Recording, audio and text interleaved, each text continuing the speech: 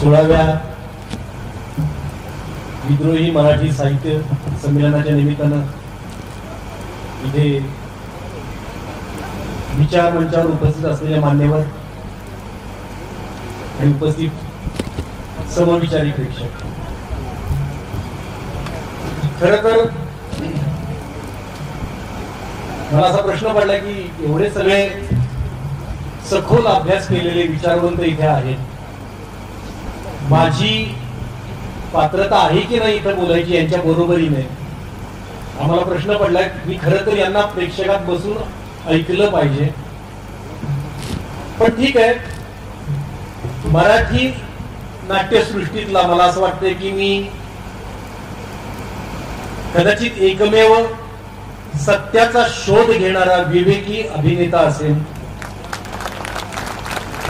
आणि अभिनेता हे महत्वाचं आहे की अभिनेता काय करतो की लेखकाचा आशय, त्याला जे काय म्हणायचंय त्यातलं बिटवीन द लाईन्स समजून घेऊन ते मना मेंदूत उतरून ते अत्यंत सोप्या पद्धतीनं छान पद्धतीनं प्रेक्षकांपर्यंत पोहोचवू शकतो.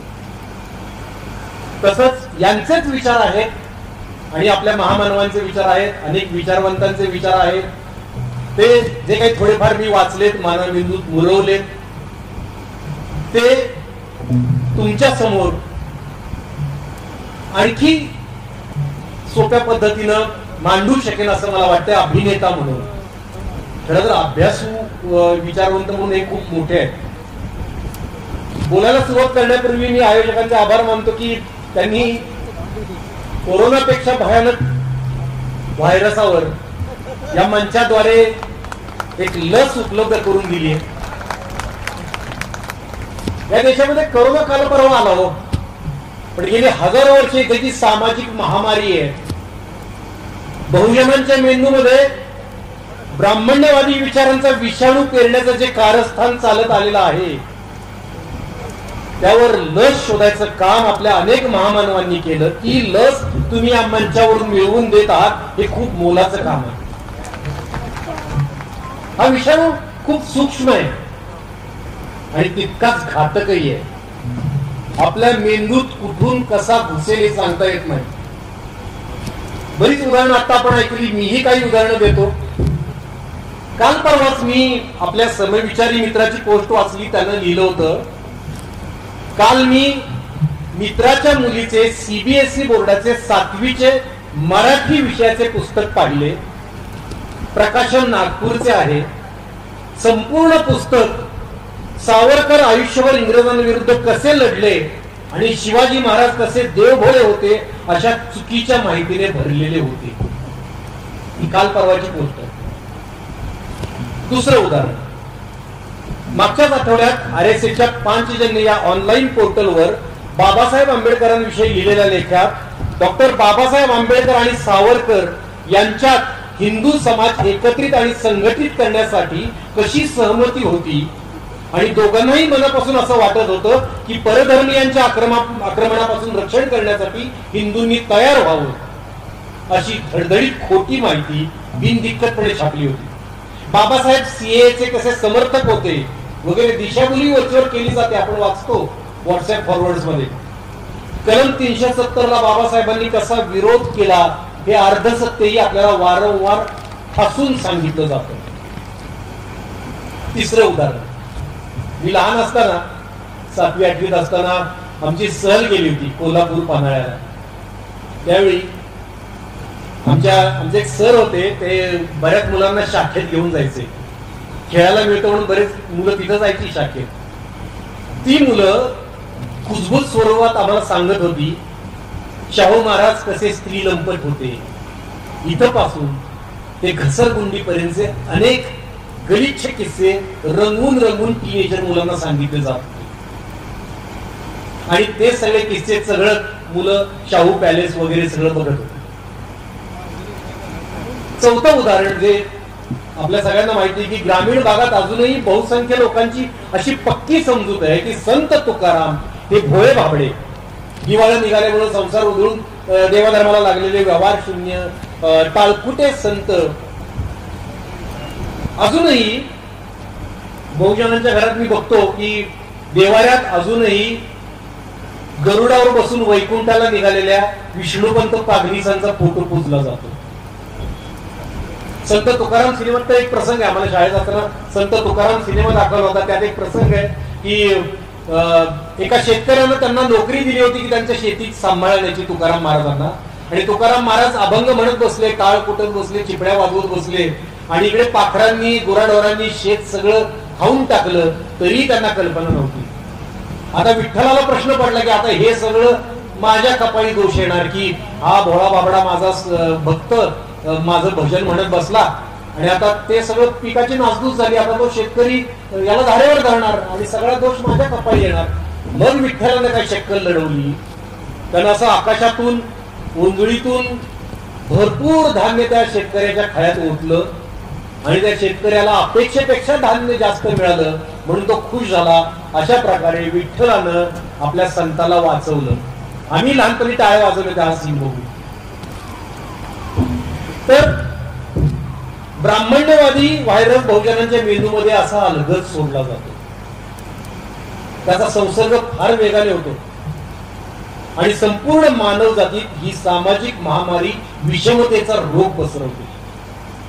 मग जसं मगाशी संध्याताई आणि सगळेच म्हणाले, जसं आपल्याला शिवाजी महाराज म्हणजे अफजल खानाचा वध, शाहिस्तेखानाची बोटं कशी तोडली आणि आग्र्याहून सुटका कशी झाली, या पलीकडचे शेतकऱ्यांसाठी महत्वाचे कायदे करणारे, दुष्काळ शेतकऱ्यांना आधार देणारे, सर्व जातीचे हिंदू आणि मुसलमान सैनिक आपल्या पदरी महत्वाच्या अधिकार पदांवर नेमणारे, स्त्रियांचं रक्षण करणारे शिवाजी महाराज कधीच आपल्याला शिकवले जात नाही. ते आपल्यापर्यंत पोहोचू न देण्याचं काम हा विषाणू अत्यंत काळजीपूर्वक करतो.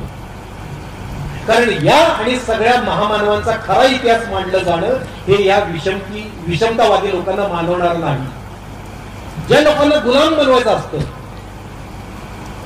ज्याला लोकांना गुलाम बनवायचा असतो, तो काय करतो, त्या गुलामांच्या मनामेंदूवर ताबा मिळवतो, त्याच्यावर कब्जा पहिल्यांदा मिळवतो, त्यांना स्वतंत्रच होऊ देत नाही. हो, गुलामांपर्यंत जर महामानवांचे खरे विचार पोहोचले, खरे महामानव पोहोचले, ते शहाणे झाले, ते ज्ञानी झाले, तर ते आपल्या वर्चस्वाखाली राहणार नाही अशी भीती त्यांना वाटत असते. म्हणून त्यांना जागा करणाऱ्या महामानवांचा जो इतिहास आहे तो शक्यतो कलुषित करायचा. आता आपण ऐकलं तसा विकृतही करायचा प्रसंगी, खोटं नाटं लिहायचं, त्यांचं खरं कार्य, खरे विचार दाबून ठेवायचे, दडपून ठेवायचे आणि त्यांना वेगळ्याच सुरस चमत्कारिक कथांमध्ये अडकवून टाकायचं. हे उद्योग हजारो वर्षांपासून सुरू आहे. मग काय करायचं की संपूर्ण देशावर ज्या संतांना प्रभाव गाजवला त्या संत नामदेवांसारख्या व्यक्तिमत्वाला कच्चा मडकं म्हणून हिरवायचं.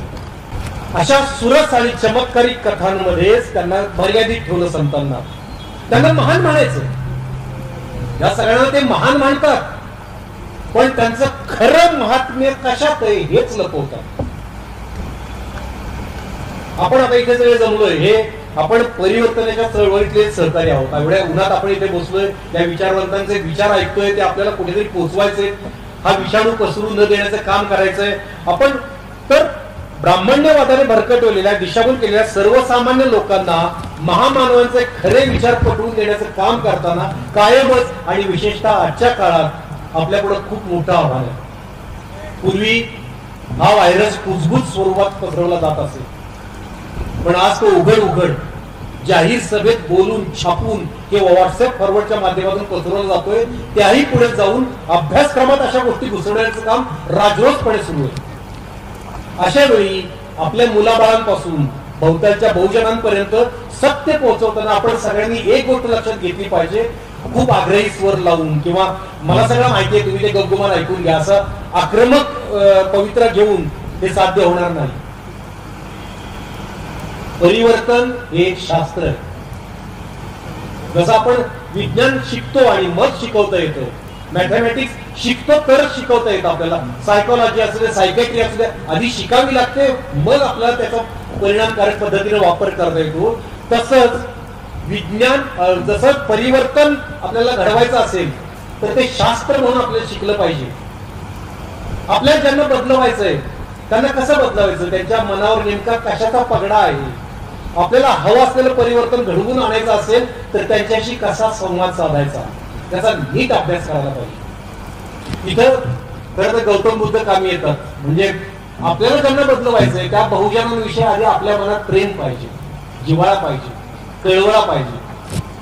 तरच म्हणजे म्हणजे आपल्याकडे ही भूमिका येणार नाही की माझ्याकडे ज्ञान आहे मी तुम्हाला शिकवायला आलोय, असं नाही होत. आपण त्या कळवळ्यानं त्यांच्यापर्यंत पोहोचलं तर, गर्विष्ठ भूमिका न घेता पोहोचवलं तर आपल्याला परिवर्तन करता येईल, अन्यथा आपल्याला परिवर्तन करता येणार नाही.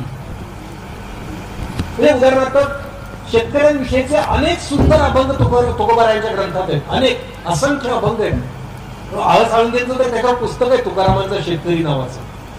ते अभंग आपण बहुजनांपर्यंत पोहोचवले तर आपोआप लोकांच्या लक्षात येईल की हा माणूस, जो माणूस आदर्श उत्तम शेती कशी करावी या अभंगांमधून सांगतो, त्या माणसाचं शेतीविषयक ज्ञान, कौशल्य त्या शेतकऱ्याला उपयोगी पडलं आणि म्हणून त्याला जास्त धान्य मिळालं. ते वरून काही विठ्ठलाने ते खळं भरलेलं नाही. तुकारामांनी ती उत्तम शेती करून दाखवली. खोल ओली पडे ते पीक उत्तम, असं पेरणीचं तंत्र शिकवणारा अभंग आहे त्यांचा. किंवा आळे करून पाणी कसं व्यवस्थित जर तुम्ही पोहोचवलं झाडापर्यंत, मुळापर्यंत, तर उत्तम फळ कसं येतं. तुका म्हणे आळा उदक देता येता फळा, असं असेल. पाळी नांगर पाभरी तण निवडून सोकरी, तुका म्हणे घरी शेज जमाशी होती, असा उत्तम कृषी सूत्र सांगणारा अभंग असो. एक तर अभंग इतका सुंदर आहे की शेत आले सुगी सांभाळावे चारी कोण, पिका आले परी केरे पाहिले जतन. सुगी आली, असं कणसांनी दाणे भरून शेत उभं राहिलं. आता ते चारी कोणांनी, चारी कोपऱ्यांनी सांभाळलं पाहिजे. आपल्याला पीक उभं राहिलंय पण ते जतन केलं पाहिजे, काळजीपूर्वक जतन केलं पाहिजे. सोकरी सोकरी विसावा तोवरी, नको खाऊ उभा आहे तो. सोकरी, अरे शेतकऱ्या, जोपर्यंत हे पीक उभं आहे, कापणी मळणी होऊन तुझ्या घरात येत नाही, तोपर्यंत विसावा घेऊ नको, उभा राहा इथेच. डोळ्यात तेल घालून लक्ष ठेव. गोफणेसी गुंडा घाली पागोऱ्याचे नेते, पळती हाहाकारे पाखरांची खाते. आता हे भरलेली कणसं बघून पाखरांचे थवे थवे येणार. तू गोफण जरा फिरव आणि हाहाकार करत दगड उडव, ते म्हणजे ते पक्षी त्याचा नाश करू शकणार नाही, ते खाऊ शकणार नाही, शेताचं रक्षण होईल. हे सांगणारा माणूस पीक उद्ध्वस्त झालं तरी भजन म्हणत बसेल का? महाराशी शिवे कोपे ब्राह्मण तो नव्हे, तया प्रायश्चित्त काही देहत्यागिता नाही, असं ठणकावून सांगणारा माणूस भोळा बाबडा असेल. जोडून या धन उत्तम व्यवहारे उदास विचारे वेच तरी. धन कमवा, श्रीमंत व्हा, त्यात काही चुकीचं नाही, पण उत्तम व्यवहार करून, कुणालाही न लुबडता, कुणालाही न फसवता, उत्तम प्रकारे व्यवहार करून तुम्ही धन जमवा. जोडून या धन उत्तम व्यवहारे उदास विचारे वेच तरी. खर्च करताना मात्र तटस्थ भावनेने, अलिप्तपणाने खर्च करा. हे सांगणारा माणूस व्यवहार शून्य असेल.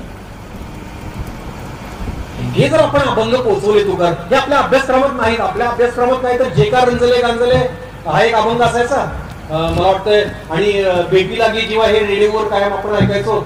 आणि तुकाराम म्हटलं की वृक्षवल्ली आम्हा सोयरे वनचरी. याच्या पलीकडे आपल्याला अभंग अभ्यासक्रमात शिकवलेच गेलेले नाही. ते आपल्याला बहुजनांपर्यंत पोहोचवायचं. मग तुकारामांविषयी कुठलेही चमत्कृतीपूर्ण घटना तुम्हाला सांगून कोणी फसवू शकणार नाही. म्हणजे वासी बेंद्रेंनी असं लिहिलंय की तुकारामांच्या नावावर जवळजवळ 150 चमत्कार खपवले गेले. 150 चमत्कार. जो माणूस म्हणतो की कपट काही एक नेणे भुलवायाचे लोक, दाऊ नेणे जडीबुटी चमत्कार उठाउठी.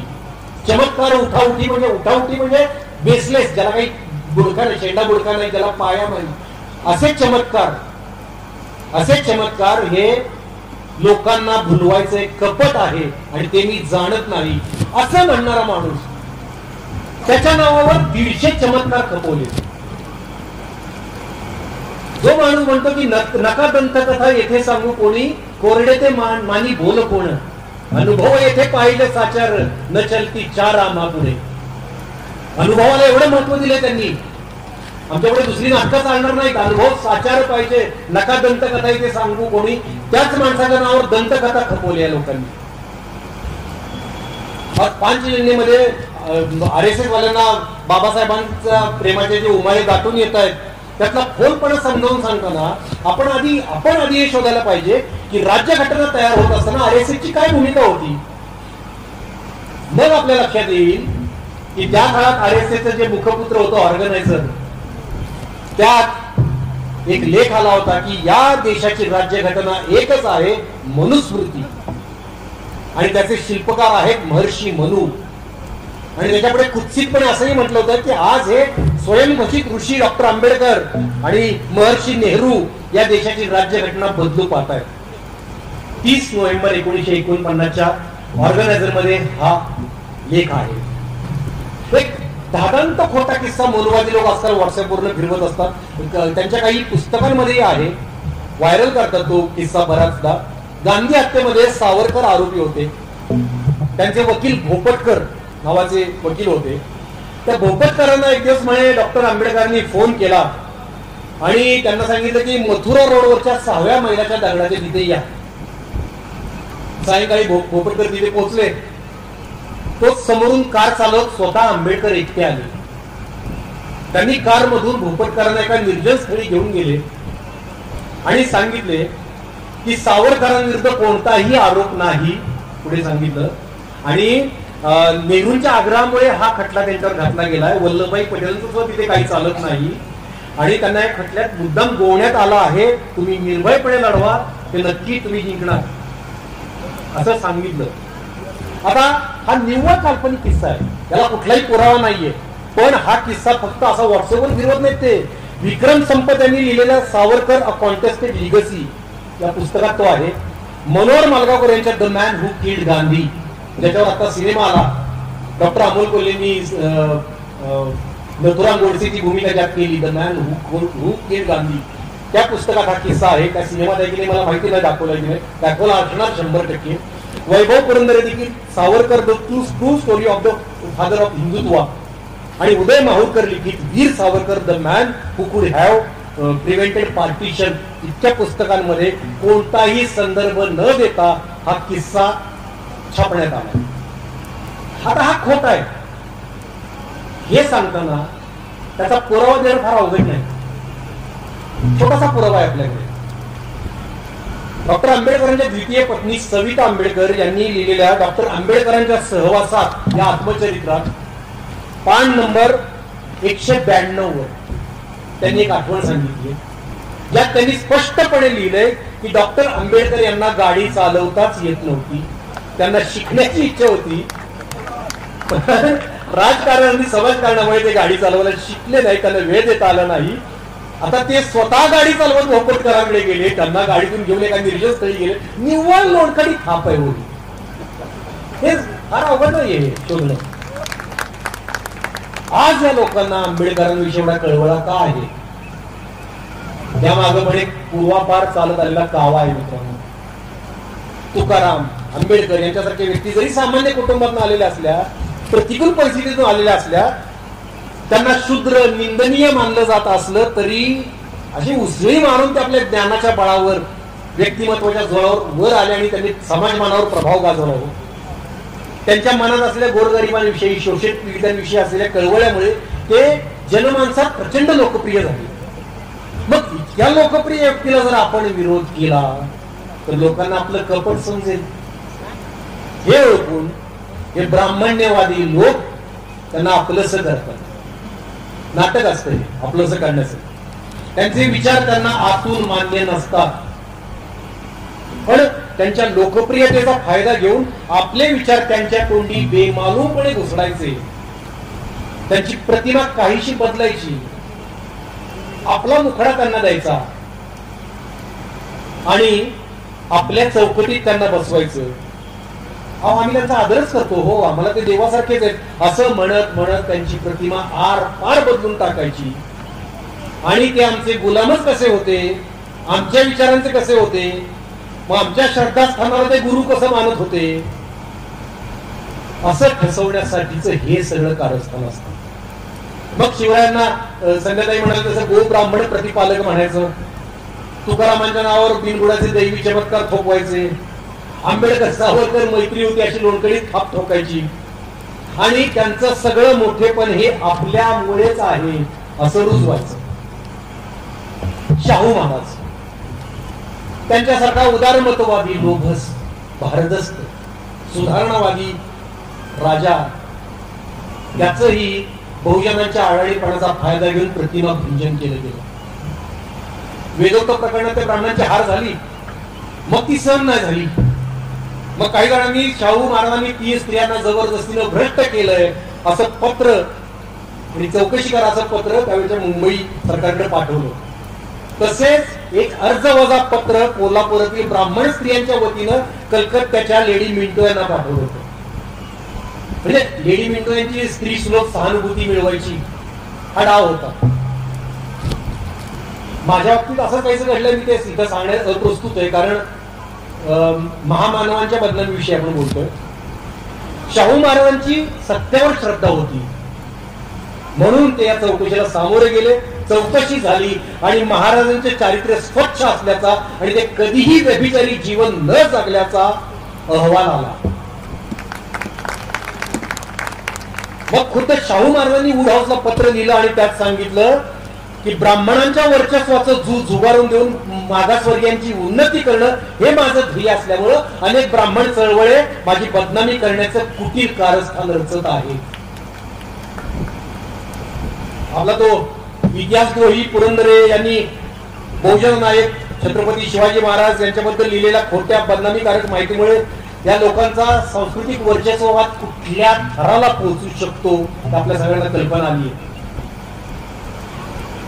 हा ब्राह्मण्यवादी वर्चस्ववाद आणि त्यांनी केलेल्या बहुजनांच्या नायकांची बदनामी ही केवळ या महापुरुषांपुरतीच नाही मर्यादित राहिली, तर कृष्ण आणि राम यांनाही त्यांनी सोडलेलं नाही. रामाविषयी आपण नंतर बोलूया, ते काल्पनिक होते का वास्तव होते, पण कृष्ण हा निसंशय ऐतिहासिक पात्र होतं, ऐतिहासिक होता तो, आणि तो बहुजनांचा नायक होता यात शंका नाही.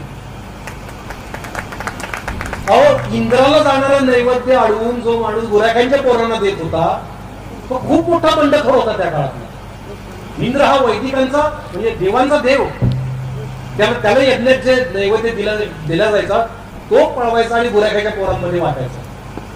मग काय केलं, त्याची लोकप्रियता खूप होती ना, ती लोकप्रियता कॅच करण्यासाठी त्याला देव तर मानायचा, पण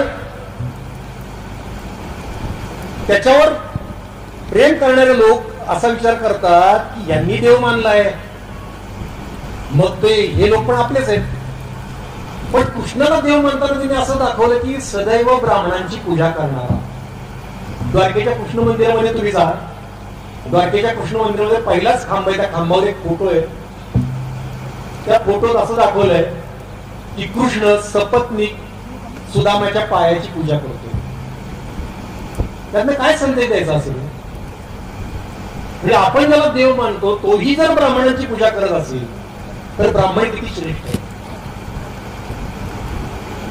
कृष्णाची प्रतिमा मलिन करण्याची पण अशीच अनेक उदाहरणं आहेत. धादांत होते ती, उदाहरणार्थ गोपींची वस्त्र पळवणं, धादांत होता प्रसंग हा भारतातलं. म्हणजे डॉक्टर आह साळुंखे कायम भाषणात एक वाक्य म्हणतात की कृष्ण ही एक अशी खुंटी त्यांनी बनवली की कुणी यावं आणि आपल्या वासना त्या खुंटीला टांगून द्यावं. आपल्या मनातल्या सगळ्या वासना त्या कृष्ण नावाच्या खुंटीला काय वाटेल ते खपवलं कृष्णाच्या नावावर.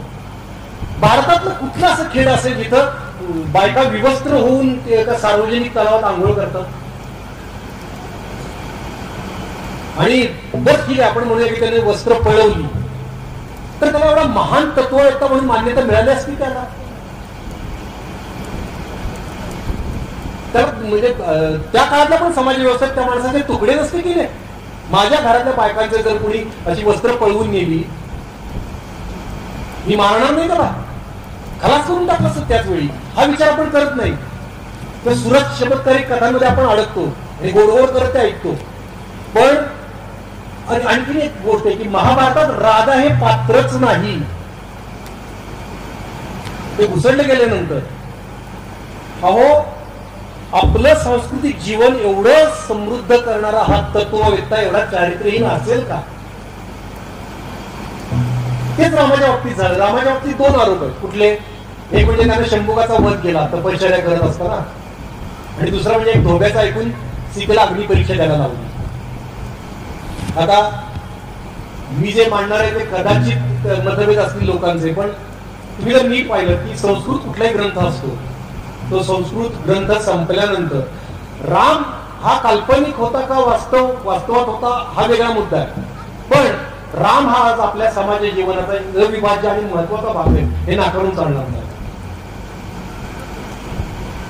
कदाचित बहुजनांना एक आदर्श पुरुष कसा असावा हे दाखवण्यासाठी पात्र उभं केलं गेलं असावं, पण म्हणजे शबरीची बोल असेल उदाहरण असेल, पण संस्कृत ग्रंथामध्ये जिथे ग्रंथ संपतो तिथे हा ग्रंथ वाचल्यानंतर आपल्याला काय फळ मिळणार आहे असे खाली फलश्रुती लिहिलेली असते. जिथे ग्रंथ संपतो त्यानंतर तुम्ही जर नीट बघितलं की जी 7 कांड आहेत, 7 प्रकरणं जी रामायणाचे आहेत, त्यातलं सगळ्यात शेवटचं उत्तरकांड ज्यात हे सगळं आहे, त्याच्या आधी युद्धकांड म्हणजे रामानं रावणावर विजय मिळवला आणि सीतेला सोडवलं. युद्धकांड जिथे संपतं त्याच्या खाली फलश्रुती आहे, म्हणजे तो ग्रंथ तिथेच संपलाय. उत्तरकांड हे नंतर घुसडलेलं आहे, हे नंतर आलेलं आहे. मग त्यातलं सगळंच मग त्यांनी तिथं रामाची प्रतिमा पूर्ण बदलली आहे त्यात. आणि हे कधी घडलंय तर जेव्हा बुद्ध आणि कौटिल्य यांना खोडून टाकणारी मनुस्मृती जेव्हा जन्माला आली त्यावेळी ही भर घातली गेली. संस्कृतच्या तुम्ही कुठल्याही गाड्या अभ्यासकाला विचारा, उत्तरकांड हे प्रक्षिप्त म्हणजे नंतर आलेलं आहे. महाभारत हा आधी 8000 श्लोकांचा ग्रंथ होता जय नावाचा, त्यानंतर त्यात भर घालून 25,000 श्लोकांचा झाला भारत नावाचा, आणि त्यानंतर प्रचंड भर घालून 1,00,000 श्लोकांचा तो ग्रंथ झाला तो महाभारत. मग त्यात सगळं समाजात रूढ असलेल्या सगळ्या दंतकथा, सगळ्या कथा, सगळ्या अंधश्रद्धा सगळं घुसडलं. त्यामुळे काहीही वाचताना आपण सरसकट असं मूल्यमापन करणं चुकीचं आहे. आता कृष्ण जसा ऐतिहासिक होता तसा राम ऐतिहासिक असेल असं नाही, पण तो आपला महत्वाचा भाग आहे. त्याचं मूळ जे आहे रामायणाचं बीज कशात होतं तर ते बुद्धांच्या दशरथ जातकात होतं. तिथला जो राम आहे तो दुःखावर मात करणार आहे, तो विवेकी आहे, तो संयमी आहे, आणि त्याचा विस्तार वाल्मिकी रामायणात झाला. मनुस्मृती जेव्हा निर्माण झाली तेव्हा तिचा हेतूच हा होता की वर्णप्रधान आणि पुरुष प्रधान अशी व्यवस्था निर्माण करणं. शूद्र आणि स्त्रिया यांचे अधिकार कसे पूर्णपणे नष्ट करून टाकले आपण संध्याच्या आणि सगळ्यांच्या भाषणात आपण ऐकलं. तर त्या काळामध्ये आपल्या डोळ्यापुढे असा रामासारखा आदर्श किंवा कृष्णासारखा आदर्श असणं अत्यंत आवश्यक होतं.